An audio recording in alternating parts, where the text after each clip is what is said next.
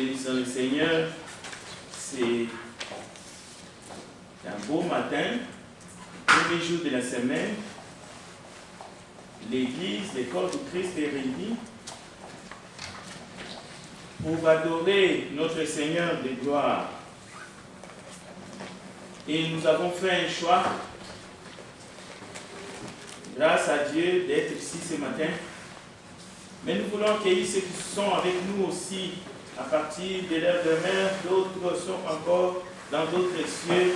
Nous voulons aussi les accueillir. Dans l'Épître aux Hébreux, chapitre 11, à partir du verset 3, nous lisons ceci pour compléter la lecture qui a été faite par notre frère Jean-Paul. Nous allons compléter justement cette lecture par deux autres passages et ensuite nous allons entrer dans le vif du sujet. Tout ce que Dieu a fait pour nous en Jésus-Christ. Et c'est un sujet de joie.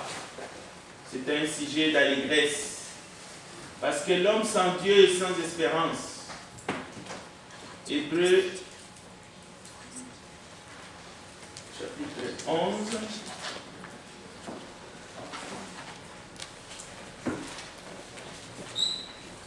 C'est par la foi que nous reconnaissons que le monde a été formé par la parole de Dieu, en sorte que ce qu'on voit, écoutez bien,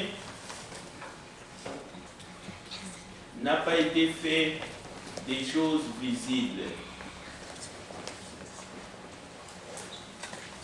Je répète,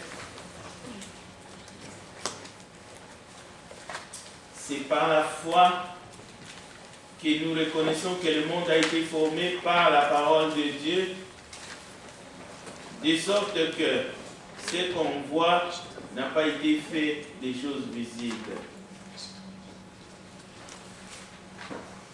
En d'autres termes, si on paraphrase, les choses visibles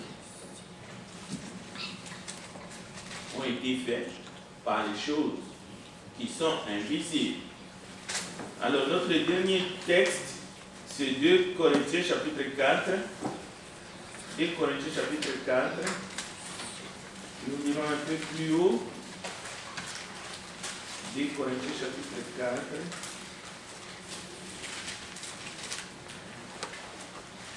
Deuxième lettre de Paul aux Corinthiens.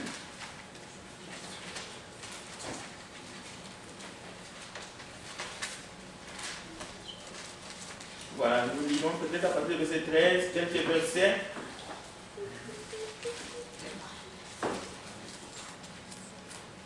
Bon, à partir du verset 14.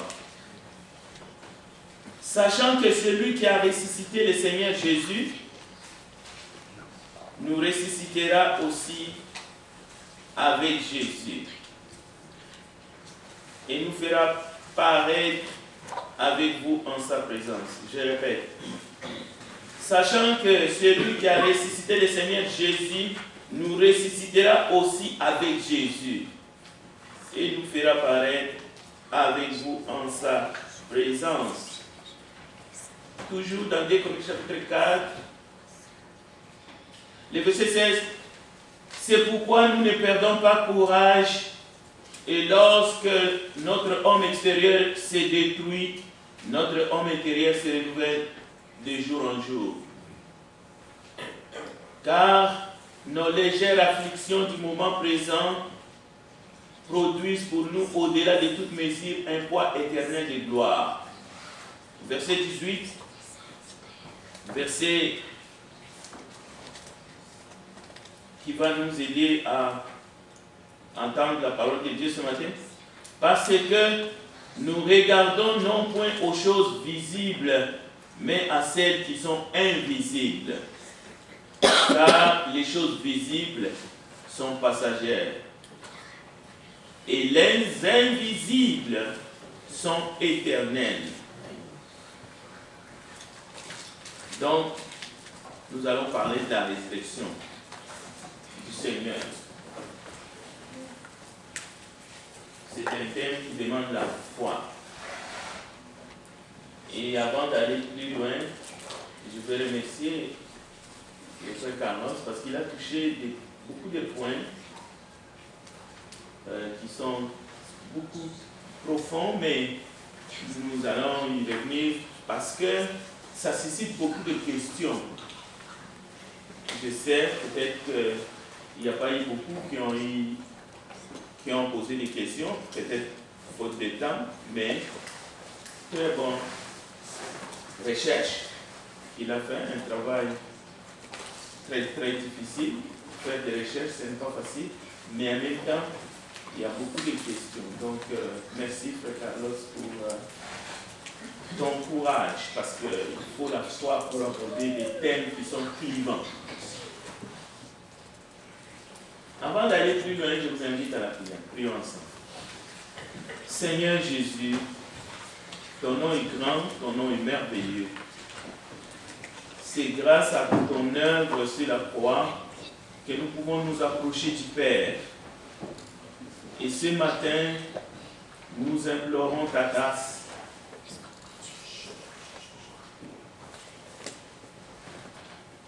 Notre Père, toi qui es élevé dans les lieux très hauts, accepte que ce matin, nous puissions t'offrir des actions de grâce, une adoration en esprit et en vérité, parce que ton Fils Jésus-Christ a payé le prix de notre rédemption.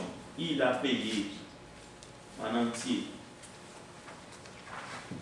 Et à cause de cela, nous sommes réconciliés par lui et nous pouvons nous approcher de ce trône de grâce pour célébrer ta gloire, pour célébrer ta majesté.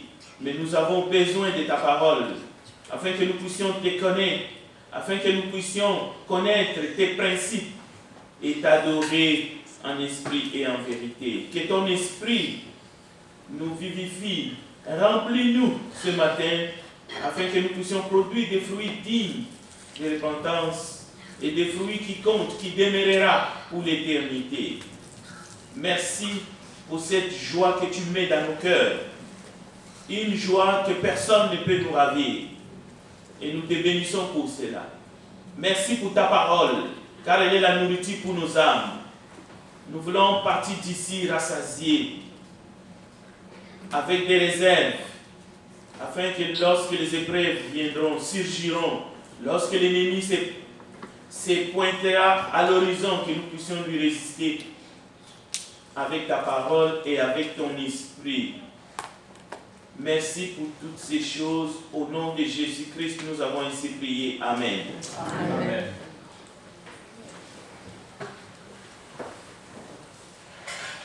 C'est vraiment une grande joie d'être ici ce matin autour de la parole de Dieu.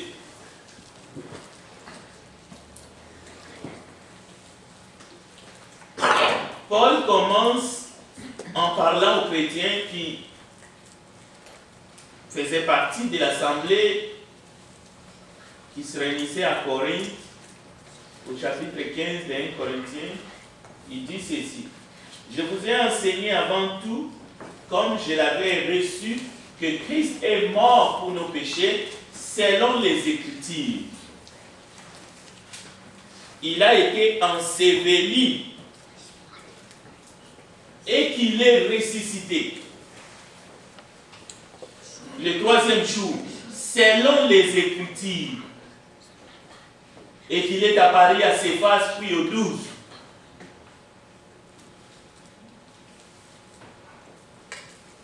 Bien entendu, souvent, l'homme, avec sa connaissance toute humaine, lorsqu'il attend la parole de Dieu, qui est esprit et vie, il commence à raisonner, il commence à calculer. Avant d'aller plus loin, il n'y a rien à calculer. Il n'y a rien à raisonner. Cette parole demande seulement la foi. Parce que c'est selon les Écritures que Christ est ressuscité. Christ est ressuscité, cette parole est arrivée à nous. Il y a une précision ici, c'est selon les Écritures. Il est mort pour nos péchés. Il n'y a rien à discuter, il n'y a rien à chercher là-dedans. Mais qu'il a été enseveli. Nous ne sommes pas des archéologues. Nous ne sommes pas des physiciens, des mathématiciens, moins encore des historiens. Nous sommes des chrétiens. Si nous sommes disciples, si vous n'êtes pas disciples, vous pouvez faire les démarches que vous voulez. Archéologue, historien, aller faire des fouilles, tout ce que vous voulez. Mais ici, Dieu a besoin des adorateurs qu'il adore en esprit et en vérité, même si on vous qualifie de bêtes. Ce n'est pas un problème, ce n'est pas grave. Mais vous devez seulement avoir la foi. C'est ça qui compte. C'est ça qui comptera devant Dieu. On ne va pas vous peser selon vos connaissances, tout humaines. C'est votre foi qui sera mise sur la balance. Alors, vous allez comprendre pourquoi j'insiste sur ce point qui semble banal. Vous allez comprendre tout à l'heure. Bon, si Christ n'est pas ressuscité, votre foi est vaine. Alors, l'Esprit nous enseigne méthodiquement, mais selon les Écritures. C'est ça que ça veut dire, si Christ n'est pas ressuscité, votre foi est vaine. Par conséquent, tous ceux qui sont morts sont perdus. Et si c'est dans cette vie seulement que nous espérons en Christ, nous sommes le plus malheureux de tous les hommes. Alors nous allons comprendre dans quelle mesure notre foi est efficace. Même si la connaissance vaut quelque chose, mais notre foi n'est pas efficace à cause de la connaissance. Même pas la connaissance de la Bible. Moins encore la connaissance toute humaine. La philosophie, l'archéologie, non. Ça ne rendra pas ta foi efficace. Ce qui rend la foi efficace, c'est parce que Christ est ressuscité. Parce que si Christ n'est pas ressuscité, 0 moins 0 égale 0. Notre foi est inutile. Égale 0 tout simplement. Donc ce qui rend la foi efficace, c'est parce que lui, il est ressuscité. Mais ça finit pas là. Nous venons de lire un texte où c'est lui qui a ressuscité Jésus. Il faut qu'il nous ressuscite avec Jésus. Cela veut dire cette connaissance-là que Christ est ressuscité ne t'apportera rien si tu n'es pas ressuscité avec Jésus. Et maintenant, il faut savoir quand et comment tu peux ressusciter avec Jésus. Et si tu ne sais pas ces choses, même si tu as fait des acrobaties, tu es passé dans 10, 20, 30 groupes religieux, sache seulement que tu as fait des choses comme un mouton. Il faut que tu fasses des choses avec toute la connaissance. Tu saches qu'est-ce que tu es en train de faire réellement. Là, ça prend du sens. Donc, beaucoup de gens ont passé du temps, par exemple, Christ est mort et ressuscité le 3e jour selon les Écritures. Ils ont commencé à calculer parce qu'ils veulent avoir le 3 jours 72 heures pour que leur tête, leur cerveau soit tranquille.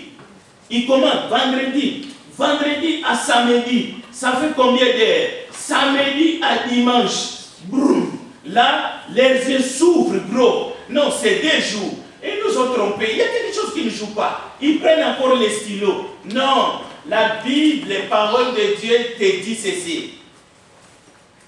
Qu'il est mort, qu'il a été enseveli et qu'il est ressuscité le 3e jour. Selon les Écritures. Pas selon les calendriers grégoriens. Cela veut dire que tu n'as pas besoin de faire les calculs. Le simple fait d'essayer de calculer montre que tu es un incrédule. Tu ne comprends pas les Écritures. Combien de gens ont dit non, ce n'est pas possible. Les catholiques nous ont menti. Ce n'est pas 3 jours. Non, c'est selon les Écritures. Ce n'est pas selon ton calendrier. Dieu ne compte pas comme toi. Moins encore comme Grégoire. Parce que même si vous allez en Israël, vous allez voir la tombée de la nuit, la manière qu'on compte, la manière que les Juifs comptent un jour et la manière que le reste du monde calcule, c'est pas pareil. Maintenant, il y a d'autres gens qui disent, oh non, on ne peut pas prendre le repas du Seigneur à 18h parce que ça fait déjà un autre jour, ou après 18h. Cela veut dire, si on a un culte le soir ici, et qu'on arrive à 18h, minuit, on ne peut plus servir le repas du Seigneur parce qu'on est passé, on n'est plus le premier jour de la semaine. Il y a des doctrines comme ça. Allez-y comprendre. Alors que la clé est là, c'est selon les Écritures. Très bien. Jésus va répéter la même chose dans Luc chapitre 9, verset 22. Le Christ ici-bas, comme les frères nous ont parlé de Christ avant sa mort, le Christ qui marchait en Galilée, qui faisait les miracles et qui a fait pas mal de choses. L'étude est basée en partie sur cette humanité de Jésus. Mais n'oubliez pas, nous ne connaissons plus Jésus selon la chair. Il est glorifié maintenant. S'il a été prophète, souverain, sacrificateur, il est roi. Maintenant, il est au-dessus. Tous genoux fléchissent devant lui sur la tête. Si on veut comparer sa capacité d'action, que ce soit de guérir, ou de faire les miracles, ou d'intercéder à notre faveur, parce que lui-même il disait, il est avantagé que je m'en aille. Je ne dis pas quand il était sur terre, il avait une capacité moindre, mais il était l'image du Dieu invisible. Mais aujourd'hui, qu'il a déjà remis son sang, tout a été accepté, notre rédemption est acquise. Bien sûr qu'il a dit tout est accompli lorsqu'il était sur la croix. Aujourd'hui, là où il est, et la présence de son esprit ici-bas, c'est pour cela qu'il a dit que ceux qui croiront en moi feront même plus que ce que moi j'ai fait. Mais là, il parlait de ses disciples. Mais aujourd'hui, imaginez que l'Église, c'est son épouse. L'Église, c'est son corps dont lui, il est la tête. Cela veut dire que ça marche de manière... Il vous suffit seulement d'avoir la foi. Mais, comme le frère a bien dit, ce n'est pas parce que vous avez la foi que vous n'allez pas souffrir dans ce monde, parce que vous êtes dans ce corps. Non, loin de là.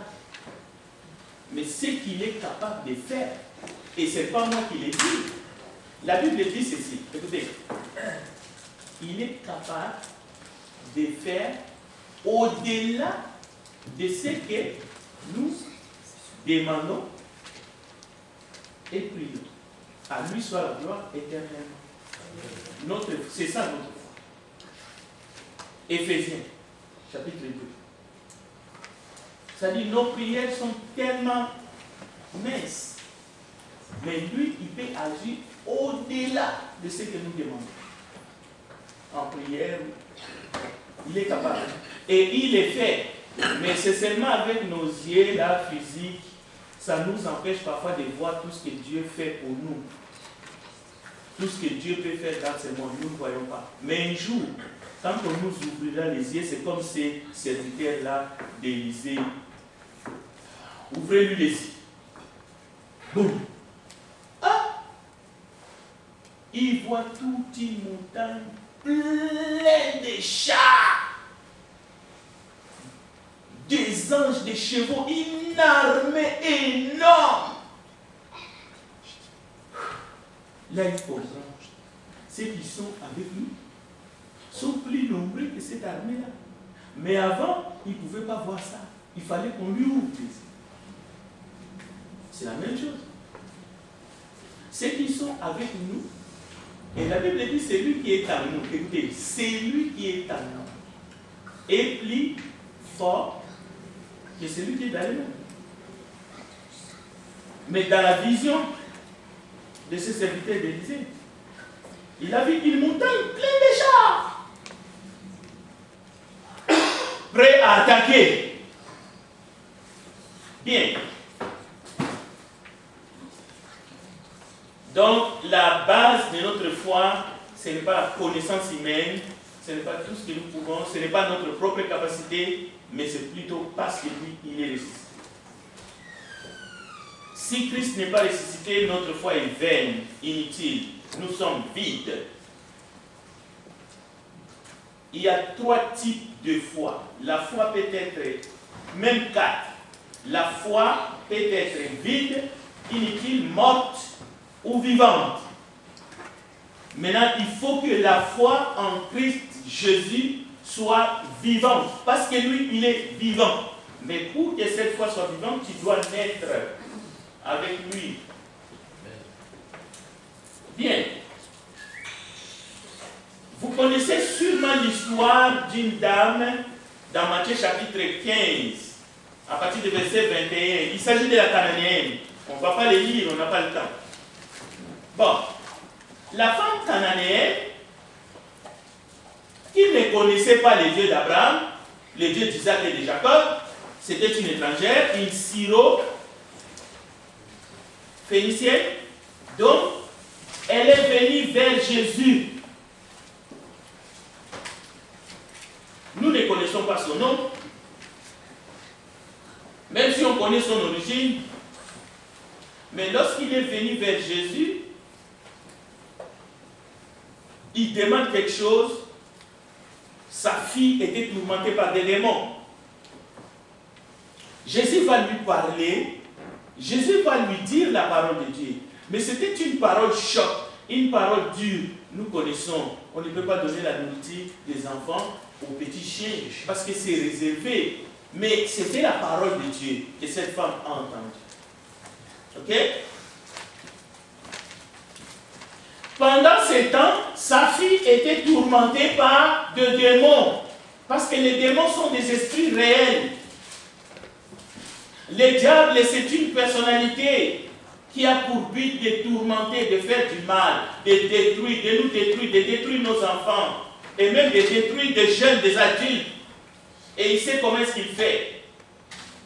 Par l'immoralité, par la drogue, par la malice, par les mensonges, dans le monde, toutes ces choses. Mais cette dame va vers Jésus pour dire, ma fille est tourmentée par les démons. Mais nous avons encore un autre exemple dans la Bible, dans les Actes des Apôtres, chapitre 19, où il est écrit ceci. Écoutez bien, parce qu'il est question de savoir comment tu peux ressusciter avec Jésus.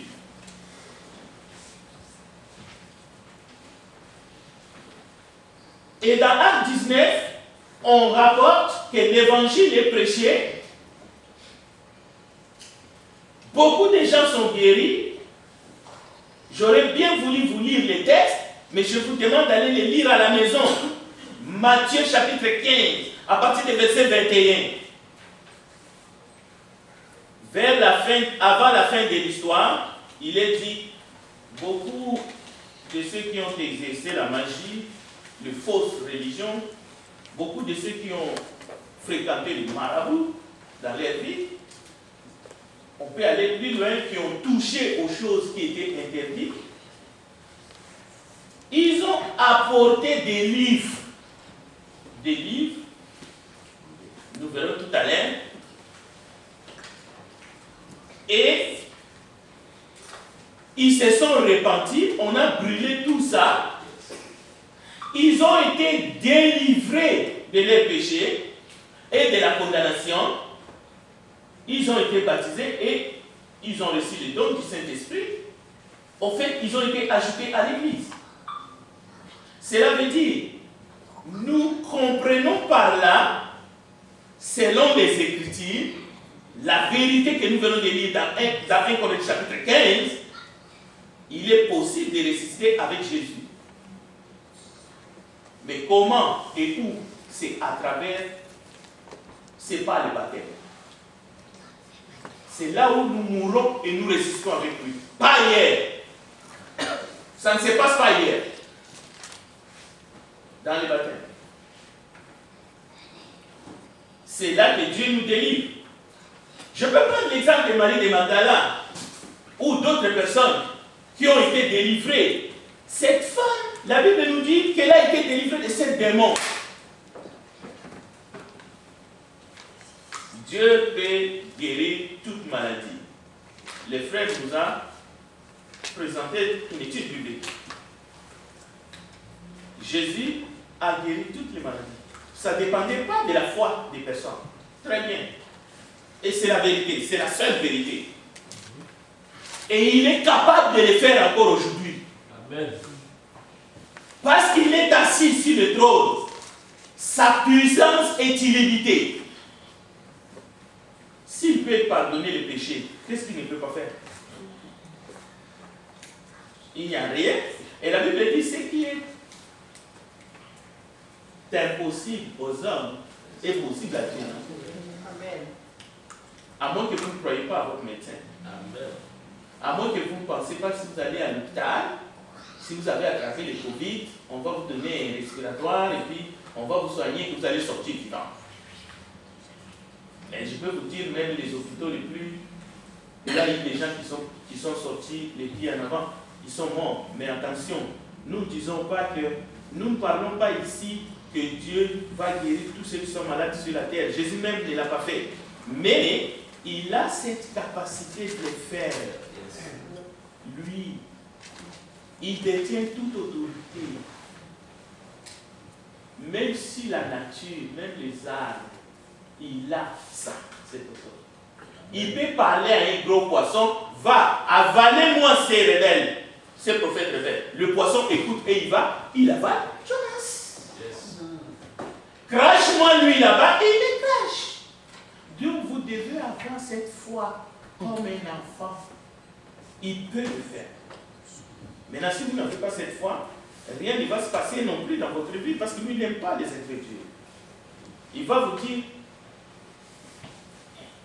vous avez un cœur dur. Bien.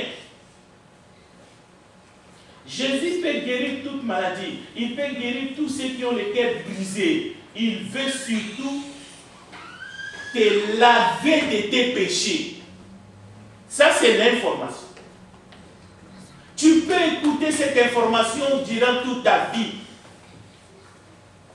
Tant que tu ne passes pas à l'action, mais avec la connaissance exacte, eh bien, tu vas porter le fardeau de tes péchés jusqu'au dernier jour et tu seras jeté en enfer. La même chose qu'il ne veut pas ton cœur à moitié, la même chose, tu dois comprendre le plan du salut comme il faut et le mettre en pratique pour que tu puisses recevoir le pardon des péchés. Ça ne peut pas être des demi-vérités. C'est ça que Jacques a dit. Jacques a dit dans son premier chapitre, verset 21, verset, si vous lisez, écoutez la parole de Dieu.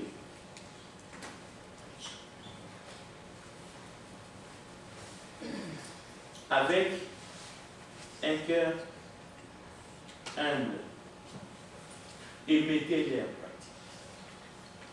Parce que cette femme pouvait se révéler, comme beaucoup de gens font aujourd'hui.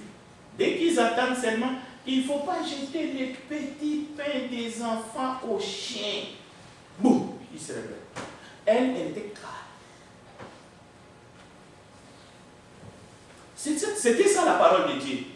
Elle a écouté docilement la parole de Dieu, calmement la parole de Dieu. Elle a même dit, mais même les petits chiens peuvent manger les miettes qui tombent du table.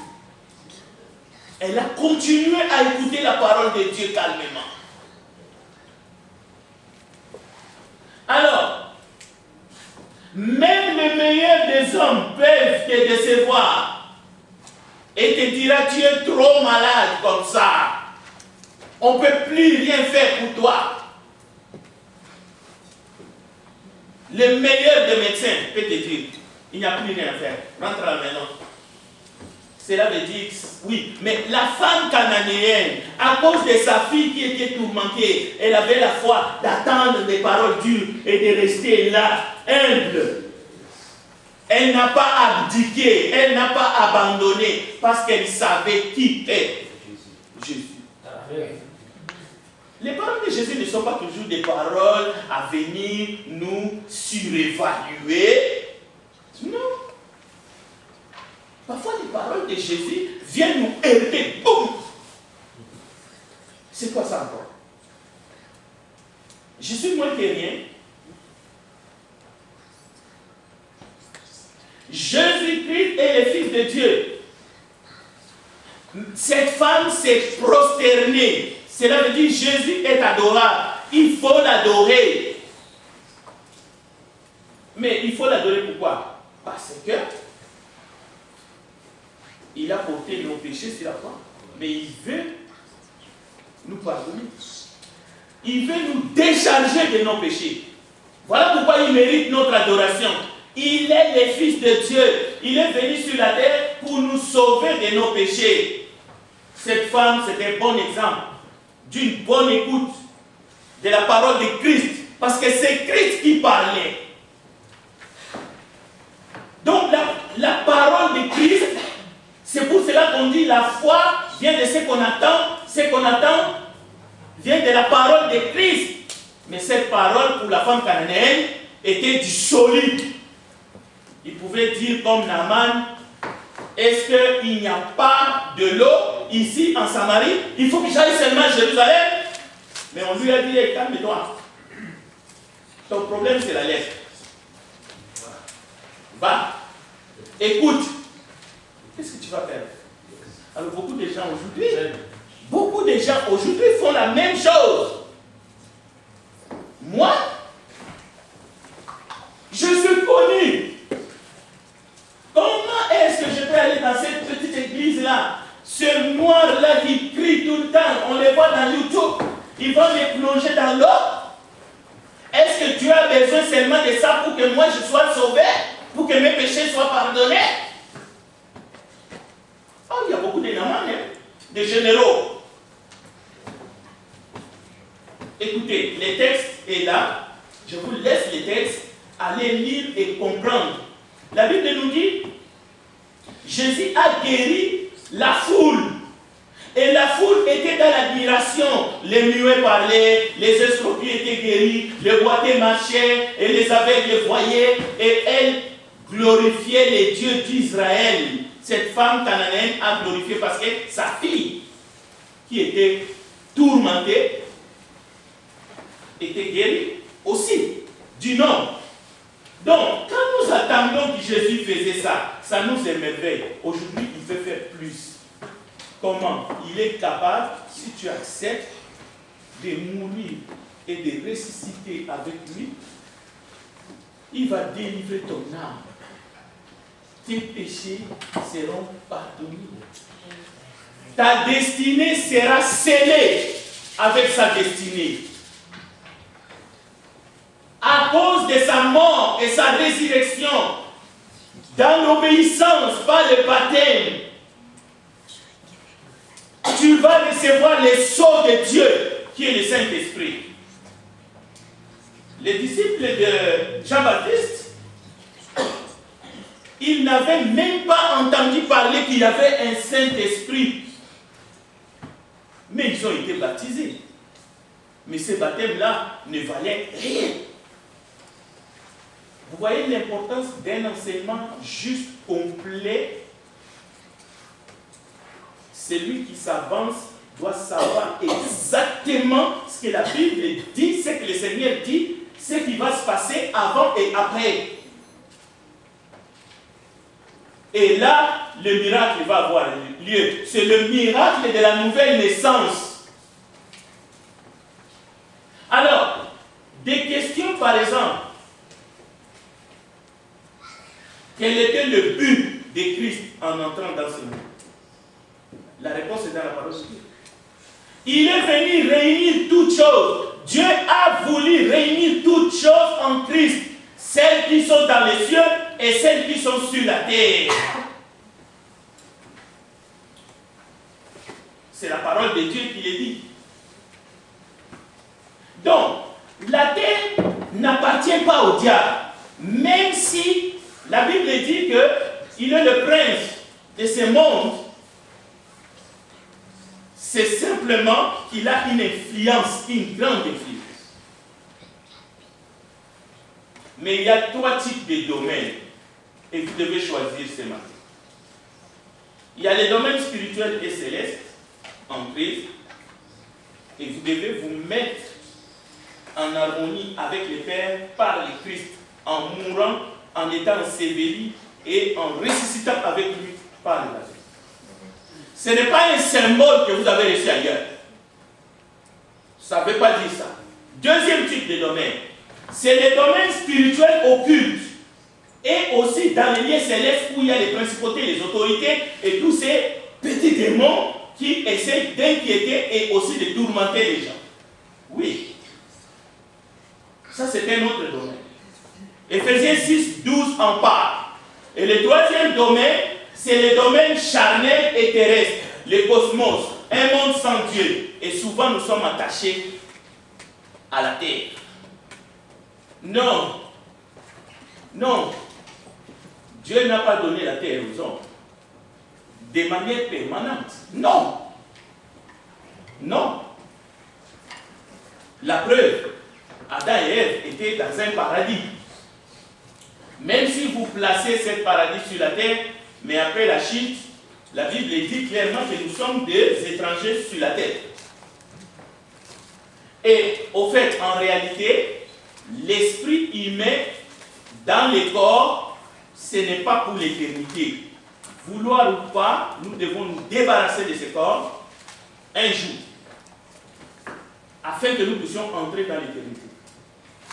Mais, bien aimé, si tu ne ressuscites pas spirituellement avec Jésus maintenant, et que ton esprit se sépare avec ton corps mortel que tu portes, qui peut tomber malade, comme le frère a dit, n'importe quand. Et même si ça ne tombe pas malade, la vieillesse est une maladie. C'est-à-dire, chaque fois que tu fais ton anniversaire, sache que tu es en train de se séparer avec ton corps. Ce corps finira par te lâcher. Tu peux les nourrir comme tu veux. Tu peux vêtir ces corps-là avec de beaux habits, comme Salomon. Mais, à cause du péché qui est entré dans le monde, nous allons nous séparer avec ces corps-là, de gré ou de force. Maintenant, il faut que spirituellement, tu puisses mourir et ressusciter avec Jésus, à travers la foi, à travers la repentance, à travers la confession de Christ comme étant le Fils du Dieu vivant, le Sauveur, le seul, le médiateur, le roi des rois. Si vous faites ça par la foi, et le moment ultime où vous passez de la mort à la vie éternelle, de la mort éternelle à la vie éternelle, le moment ultime où vous passez du royaume de Satan au royaume de Christ, le Seigneur de gloire, le moment ultime où vous passez des ténèbres à son admirable lumière, c'est par l'eau du baptême. C'est Dieu qui l'a institué, comme il a institué le mariage. Le baptême, c'est la cérémonie du mariage du croyant avec Dieu, avec son Christ. Si vous comprenez cela et vous le faites par foi, là, vous revêtez Christ. Et il vous donne son esprit. Je ne dis pas que vous ne pécherez plus. Vous allez pécher sûrement. Parce que son sang vous purifiera de tout péché, passé, présent et futur. Amen. Mais vous devez persévérer dans les enseignements des apôtres jusqu'à ta mort ou jusqu'au retour de Jésus. Je dois m'arrêter là. C'est ça que ça dit concrètement l'enseignement de la Bible sur le dessein de Dieu pour l'humanité. Comment Dieu a voulu sauver l'humanité du péché qui est entré dans ce monde. Maintenant, on a tout fait pour diminuer l'enseignement de Jésus-Christ, pour mépriser, pour diluer cet enseignement-là. Alors les gens font n'importe quoi, but à bras, les gens essayent de faire des cafouillages, faire le malin, essayer d'enseigner n'importe quoi pour essayer. Écoutez, ce n'est pas le temps de blaguer. Ce n'est pas le temps de blaguer. Ce n'est pas le temps de jouer. Vous ne pouvez pas continuer à jouer avec votre vie. Dieu vous veut ce matin. Dieu vous appelle. Nous attendons des gens mourir en grande quantité. 4000 morts. Et ce n'est pas la mort naturelle par des bombes. C'est le temps de mettre votre vie en ordre avant de vous attacher dans les domaines charnels et terrestres qui est le cosmos. Vous ne savez ni le jour ni l'heure. Ce qui est visible n'a pas été fait par des choses visibles. C'est par les choses invisibles que les choses que nous voyons sont faites. Alors, méfiez-vous. Ce qui vous appartient vraiment en vrai, c'est seulement votre âme et votre esprit. Ce que vous voyez n'est pas permanent, même votre corps. Alors, ce matin, je crois qu'on a beaucoup insisté parce que nous allons avoir un service après le culte, un service de baptême. Ceux qui pourront rester peuvent rester, mais nous allons avoir un service après le baptême. Que Dieu bénisse sa parole. Amen. Après le culte. Je vais laisser la place à notre frère Evolis pour chanter un cantique et nous allons prier.